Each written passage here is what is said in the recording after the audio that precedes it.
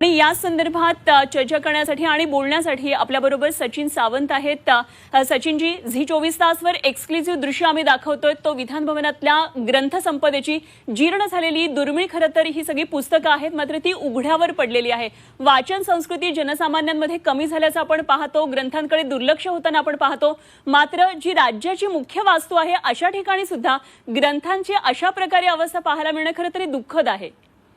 हे अत्यंत दुःखद आहे, दुर्दैवी आहे आणि खऱ्या अर्थानं किती प्राथमिकता या सरकारची कशा पद्धतीची आहे ते आपल्याला दिसतंय आणि त्याचं चित्र आपल्याला विधिमंडळामध्ये कशा पद्धतीच्या चर्चा होत आहेत, महाराष्ट्राच्या हिताच्या चर्चा न होता कशा पद्धतीनं अत्यंत विकृत विचारधारा पुढे आणण्याचा प्रयत्न होतोय ते आपण पाहतोय।